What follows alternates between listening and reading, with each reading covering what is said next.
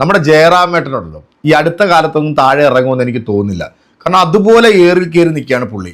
പല കാര്യത്തിലും പുള്ളിയുടെ ആ ഒരു വിനയം കാണുമ്പോൾ തന്നെയാണ് കേരളത്തിലെ ജനങ്ങൾ എടുത്തിട്ട് അങ്ങോട്ട് മുഖ്യ മേളിലേക്ക് വിട്ടുകൊണ്ടിരിക്കുന്നത്. സലീം കുമാർ ഏട്ടൻ്റെ ആ മരണവുമായി ബന്ധപ്പെട്ട് നടന്ന ചില സംഭവങ്ങളൊക്കെ നിങ്ങൾക്ക് അറിയാമല്ലോ.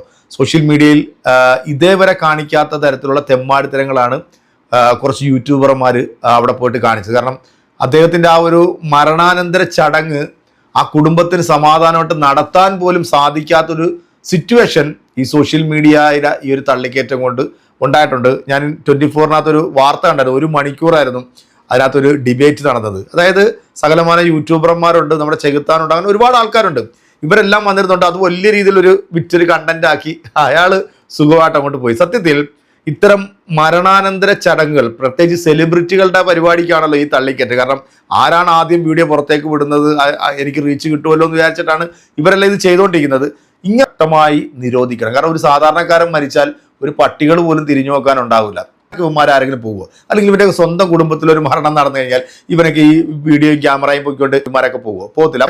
ഈ ജയറാമിനെ ജയറാമാക്കിയിട്ടുള്ള ഒരു സംവിധാനമുണ്ട്.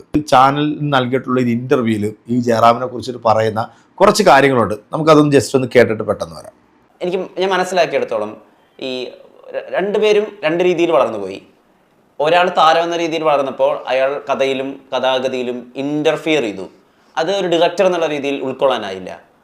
അത് തന്നെയാണോ പ്രശ്നം? ഇൻ്റർഫിയർ ചെയ്തില്ല, ചെയ്യാൻ തുടങ്ങുകയായിരുന്നു. ചെയ്യാനുള്ള അവസരം കൊടുത്തില്ല. കഥയിൽ ഇടപെട്ടത് കൊണ്ട് എന്തിനൊരു സുഹൃത്തിനെ വേണ്ടത്? കഥയിൽ ഇടപെട്ടിട്ടില്ല. പുള്ളിക്ക് കഥയിൽ ഇടപെടാൻ അറിയത്തില്ല. അപ്പോൾ ദിലീപ് കഥയിൽ ഇടപെടും, പല കാര്യത്തിൽ ഇടപെടും. ദിലീപിന് അതറിയാം. ജയറാം സത്യം ഞാൻ തുറന്നു പറയാം, എൻ്റെ ഒരു സിനിമ കഴിഞ്ഞാൽ അടുത്ത സിനിമയ്ക്ക് ഒരു 4-5 സെൻറ്റൻസ് ചിലപ്പോൾ ഫോണിൽ കൂടെയാണ് പറഞ്ഞു കൊടുക്കുന്നത്. പിന്നെ ജയറാം ആ സ്ക്രിപ്റ്റ് കാണുന്നത് ലൊക്കേഷനിലാണ്. അങ്ങനെയായിരുന്നു. ഇത് മധുചന്ദ്രലേഖയും കഴിഞ്ഞ് കനകസിംഹാസനവും കഴിഞ്ഞിട്ട് അടുത്ത് പ്ലാൻ ചെയ്തിരിക്കുന്നൊരു സിനിമയുടെ കാര്യം വന്നപ്പോൾ ഞങ്ങൾ തമ്മിൽ ഈ പറഞ്ഞത് ആരംഭിച്ചു. ഏതോ അദ്ദേഹം കാസ്റ്റിങ് അത് ഫോണിൽ കൂടെയാണ് സംസാരിച്ചത്. അപ്പോൾ ഞാൻ ചോദിച്ചു, നമ്മളിങ്ങനെ അല്ലോ ചെയ്തുകൊണ്ടിരുന്നത്, അല്ല ഇനി അങ്ങനെയൊക്കെ വേണ്ടതെന്ന് ചോദിച്ചു.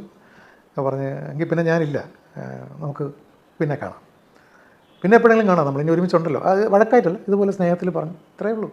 അതിനെ പിന്നെ കൂടെ നിന്നവർ പലരും ഒന്ന് തെറ്റിയെന്ന് പറയുമ്പോൾ അങ്ങനെയാണല്ലോ, അറിയാമല്ലോ. ഒരു സ്ട്രോങ് ആയിട്ടുള്ളൊരു കൂട്ടുകെട്ട് ശകല അകന്നു എന്ന് കണ്ടാൽ പിന്നെ അതിനെ വലിച്ച് മാറ്റിക്കൊണ്ട് പോകാൻ ആളുണ്ടാവും. അങ്ങനെ കുറച്ച് പേര് വലിച്ച് മാറ്റിക്കൊണ്ട് പോയിട്ടുണ്ട്. അത് പുള്ളി അറിഞ്ഞില്ല, ഞാൻ അറിഞ്ഞു, ഇത്രയേ ഉള്ളൂ. പക്ഷെ അത് ഒരു മിസ്സിങ്ങോ തീർച്ചയായിട്ടും സങ്കടമോ ഒന്നും ഇല്ല എന്ന് പറയുന്നത് എനിക്ക് ഉൾക്കൊള്ളാൻ. ഇപ്പൊ ഉദാഹരണത്തിന് ഇപ്പൊ നോക്കൂ, ജയറാമിന്റെ മക്കളുടെ കല്യാണം വരുമ്പോൾ അപ്പൊ അവിടെ പ്രധാനമന്ത്രി വരുന്നുണ്ട്, വലിയ താരങ്ങൾ വരുന്നുണ്ട്. പക്ഷെ അറിഞ്ഞോ അറിയാതെയോ പ്രതീക്ഷിക്കുന്നുണ്ട് അവിടെ രാജസ്ഥാനിൽ ഉണ്ടായിരുന്നെങ്കിലും. വിളിച്ചാലേ പോകാൻ പറ്റും. എൻ്റെ മകളുടെ കല്യാണത്തിന് വരാത്ത ആളിനെ ഞാൻ പിന്നെ വിളിക്കുമോ? ഒരുപാട് കാര്യങ്ങളുണ്ട്, നമുക്ക് അതിലേക്ക് കിടക്കട്ടെ. സോഷ്യൽ മീഡിയയിൽ ഒരുപാട് ചോദ്യം എന്നോട് ചോദിച്ചായിരുന്നു ഇങ്ങനെ. അപ്പോൾ അവരോടൊക്കെ ഞാൻ പറഞ്ഞത് ഇതാണ്, ഈ 2 സെൻറ്റൻസേ പറഞ്ഞോളൂ. എൻ്റെ മകളുടെ കല്യാണമാണ് ആദ്യം നടന്നത്, അതിന് വന്നില്ല. അതുകൊണ്ട് അദ്ദേഹം എന്ത് ചെയ്തു? അദ്ദേഹം ബുദ്ധിപൂർവ്വം ചെയ്ത ആളാണ്, സാമാന്യ ബുദ്ധിയുള്ള ആളാണ്. അദ്ദേഹം വിളിച്ചില്ല. കാരണം വിളിച്ചാലും ചെല്ലത്തില്ല എന്ന് വിചാരിച്ചിട്ടാവാം വിളിച്ചില്ല. രണ്ടിനും വിളിച്ചിട്ടില്ല. ഇനി അദ്ദേഹമോ അദ്ദേഹത്തിൻ്റെ സൈഡിൽ നിന്നൊരു ഇനിഷ്യേറ്റീവ് എടുത്താൽ, അല്ലെങ്കിൽ രാജസ്ഥാനിൻ്റെ സൈഡിൽ നിന്നൊരു ഇനിഷ്യേറ്റീവ്, ഫ്രണ്ട്സ് ഒരു ഗ്രൂപ്പ് ഓഫ് ഫ്രണ്ട്സ് വിട്ടാണല്ലോ ഈ കമ്പനി എടുത്താൽ, ആ സുവർണ്ണ കൂട്ടുകെട്ട് ഒരുമിക്കുക അതിനുള്ള സാധ്യത എനിക്കറിയില്ല. എൻ്റെ ഭാഗത്തുനിന്ന് ഉണ്ടാവില്ല. എൻ്റെ ഭാഗത്തുനിന്ന് ഒരു സൗഹൃദത്തിലേക്കൊക്കെ പോകാൻ ആഗ്രഹിച്ചിട്ടുണ്ട്. സൗഹൃദം അതുപോലും കിട്ടാറില്ല. പല വേദിയിൽ ഒരുമിച്ചൊക്കെ ഈ അടുത്ത കാലത്തൊക്കെ ഉണ്ടായിരുന്നു, അതില്ല. അപ്പോൾ ഞാൻ ഇനിഷ്യേറ്റീവായിട്ടൊരു സിനിമ ചെയ്യാൻ വേണ്ടി ഇറങ്ങത്തില്ല. അദ്ദേഹം തന്നെയാണ് പല സിനിമയും നേരത്തെ ഇനിഷ്യേറ്റീവായിട്ട് ഇറങ്ങിയിട്ടുള്ളത്. ഞങ്ങളുടെ 16 സിനിമകൾ. അതുപോലെ അദ്ദേഹം ഇറങ്ങിയാൽ ചിലപ്പോൾ നടന്നു വരാം.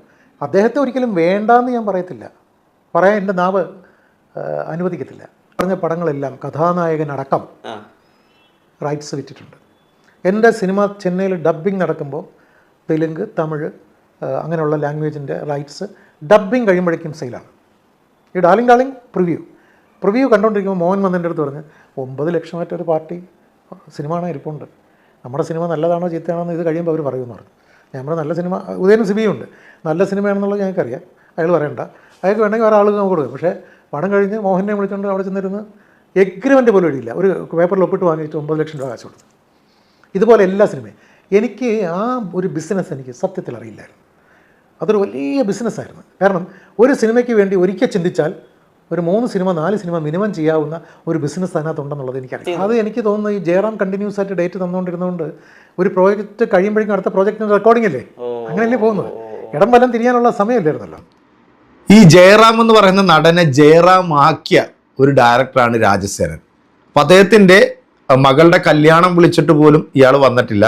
അതുകൊണ്ട് ഇയാളുടെ മക്കളുടെ കല്യാണത്തിന് പുള്ളിയെ വിളിച്ചില്ല. കാരണം വിളിച്ചാൽ പോകത്തില്ല എന്നുള്ള അറിയുന്നത് കൊണ്ട് തന്നെ പുള്ളി വിളിച്ചില്ല എന്ന് പറഞ്ഞാൽ. ഇങ്ങനെ ഒരുപാട് കഥകൾ ജയറാമിനെ കുറിച്ചിട്ട്, ജയറാമിനെ വെച്ച് സിനിമ ചെയ്തിട്ടുള്ള സംവിധായകർ, പ്രൊഡ്യൂസർമാർ, അദ്ദേഹത്തോട് അഭിനയിച്ചിട്ടുള്ള ആളുകളെല്ലാം ഇപ്പം പതുക്കെ സോഷ്യൽ മീഡിയയിൽ വന്നിട്ട് ഇങ്ങനെ പറയുന്നുണ്ട്. ഈ വിനയ് ജയറാം കാണിക്കുന്ന ഈ കോപ്രായം, സത്യത്തിൽ അയാൾ സിനിമയിലല്ല ശരിക്കും അഭിനയിക്കുന്നത്, ജീവിതത്തിലാണ് അഭിനയിക്കുന്നത് എന്നുള്ളത് ഇയാളുടെ ഓരോ വീഡിയോകൾ കാണുമ്പോഴും, ഇയാളുടെ ഓരോ ഇൻ്റർവ്യൂകൾ കാണുമ്പോഴും, ഇയാൾ ഓരോ സ്ഥലങ്ങളിൽ വരുമ്പോഴത്തേക്ക് അവിടെ ഇയാൾ ബിഹേവ് ചെയ്യുന്ന കാണുമ്പോഴൊക്കെ മലയാളികളായിട്ടുള്ള ഓഡിയൻസിന് മനസ്സിലാവുന്നുണ്ട്. മലയാള സിനിമയെ ഇത്രയധികം പറയിപ്പിക്കുന്ന ഒരാൾ വേറെ ഇല്ല എന്ന് തന്നെ വേണം പറയാൻ. എൻ്റെ പ്രിയപ്പെട്ട പ്രേക്ഷകരെ, നിങ്ങളുടെ കമൻറ്റുകൾ അറിയിക്കാം. അടുത്തൊരു വീഡിയോ ആയിട്ട് നമുക്ക് വീണ്ടും കാണാം. അതൊരിക്കലും